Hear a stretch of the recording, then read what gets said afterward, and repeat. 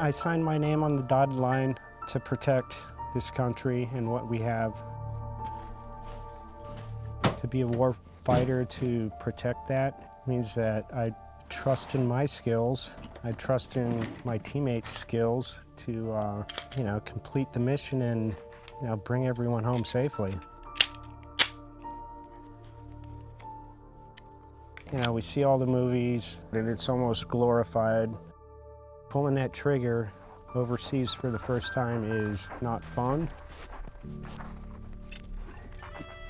I mean, you're actually putting a sight on another human being, so that's a feeling that you won't ever forget.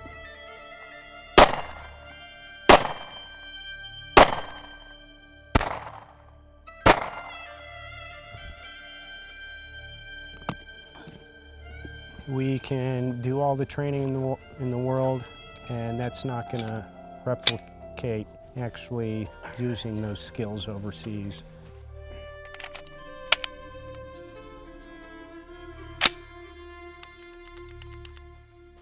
I had no idea what I or we were getting into, had no idea.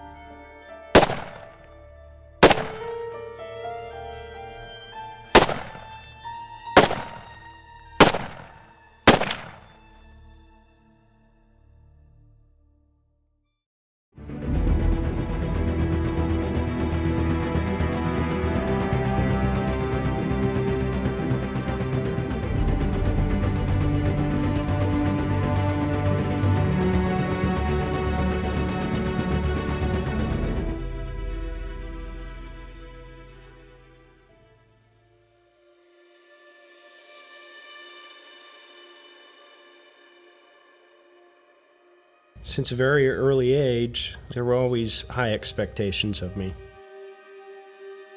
My dad was kind of the driver behind that. He was strict but fair.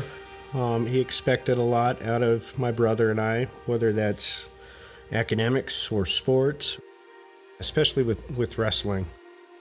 It's something that I really enjoyed. It took me all over the country, all over the world, and something where I created goals and attained those goals, and it was good for me. That sport teaches us so much about life, and it really set the foundation for me in the future with the military and beyond. So. There are very few places in the country where you can continue on and try to make that Olympic or world team. However, one of those places is the military. The Marines have a team, Air Force has a team, Navy has a team. I chose Army. I had dreams of making an Olympic team or a world team and fell short. I was directly responsible for not achieving those goals. I look back on it and I look at that as a blown opportunity.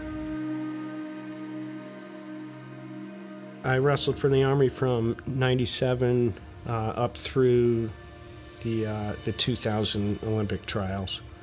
I had an option of getting out of the military and decided not to. I decided, the Army gave me this great opportunity. A way to pay him back, kind of, was to stay in and be like the old Army commercial, be the best I could be. And that's what I did.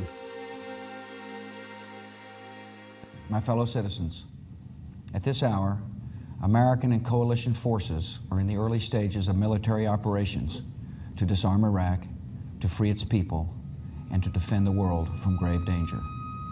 On my orders, coalition forces have begun striking selected targets of military importance to undermine Saddam Hussein's ability to wage war. These are opening stages of what will be a broad and concerted campaign.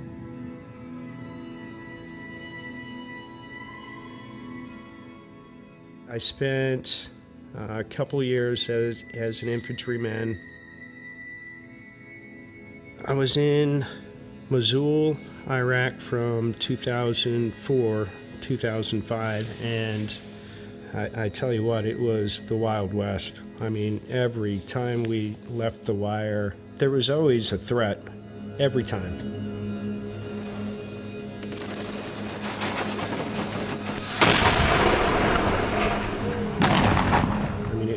was a war-torn city. Buildings just falling apart from being bombed, or, craters in the roads from the IEDs. It was just a really nasty time of that particular war.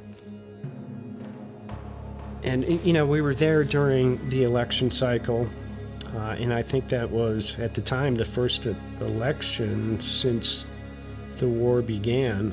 And so we were heavily involved with that, providing security to those election sites. And it was scary. You never knew who was coming up to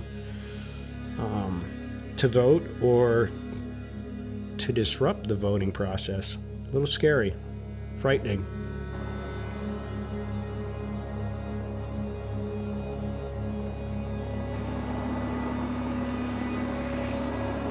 It was a cold day in Iraq, and I remember seeing this guy sitting in the truck and looking at him because he looked so strange because he was sweating bullets.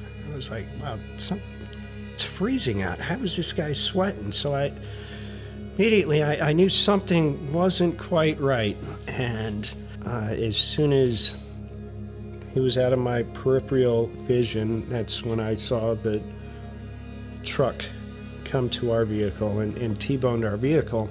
And it just enormous blast. I pushed through, go, look on, left. Bloody X-ray, red one, contact IED. Obviously I was knocked out. It knocked me out cold. Shrapnel wounds to face and head. Both eardrums were completely blown. And waking up from that and not knowing what's going on is really scary. And, feeling the blood, drip from my face and seeing it come off me, pretty flowing out of my head and face. That's a scary thing to wake up to.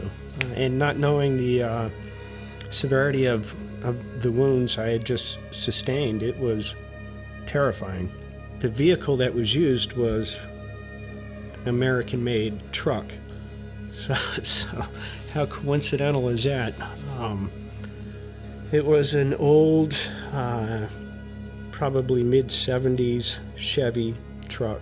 So I'm guessing you're not a Chevy guy. I'm not a Chevy guy, no.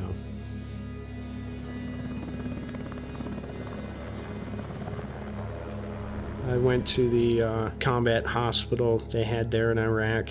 Without telling me, they pumped me full of morphine, and things started getting really cloudy, and then I got really frightened. I was like, oh my God, I'm circling the drain. Wait a minute, they put morphine in me. It would have been nice if you guys let me know that. So if any humor came out of that story, that was it. During that tour, we ended up doing some work with a special forces team. I'm not going to say they did what they wanted to do, but their left and right limits were much greater than what we had, and I just thought, wow, this is really cool. This is something that I'm very interested in. So I think it was a month after I got back from that tour in Iraq is when I went and talked to the SF recruiter and said, look, I'm in. Send me to selection. I want to go. So I did.